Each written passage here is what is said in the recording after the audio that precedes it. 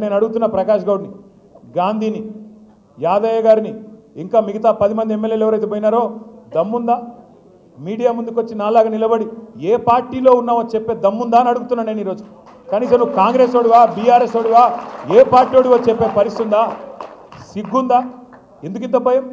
పదవులను గబ్బిలాలు కదా చూరు పట్టుకొని వెళ్ళాడినట్టు పదవులు పట్టుకొని వాటి కోసం ఈ పార్టీలో ఉండి ఆ పార్టీ అని చెప్తావా? ఈరోజు ఏ పార్టీ తెలియదు అయిన దానికి. కాంగ్రెస్లో ఉన్నాడా, బీఆర్ఎస్లో ఉన్నాడా, త్రిశంకు స్వర్గంలో ఉన్నాడా? దీన్ని ఏమనాలి మనం?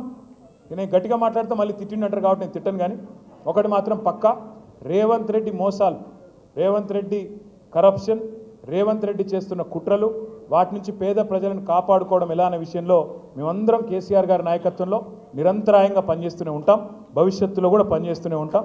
మీరు తప్పకుండా రాజేంద్ర నగర్లో కార్తిక్ రెడ్డి గారి నాయకత్వంలో ఎక్కడికక్కడ కొత్త కమిటీలు వేసుకుందాం. రాజేంద్ర నగర్ ఉప ఎన్నిక తప్పదు, రాజేంద్ర నగర్లో బై ఎలక్షన్ తప్పదు. తప్పకుండా రేపటి రోజున గులాబీ జెండా ఎగిరే విధంగా అందరం కలిసికట్టుగా కష్టపడదాం.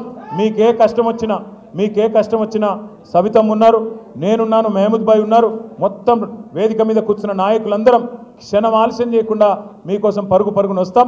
ఎవ్వరూ భయపడాల్సిన పని కానీ బాధపడాల్సిన పని కానీ ఉండొద్దు అని చెప్పి కూడా కోరుకుంటూ మనస్ఫూర్తిగా మీ అందరికీ స్వాగతం తెలుపుతూ జై తెలంగాణ.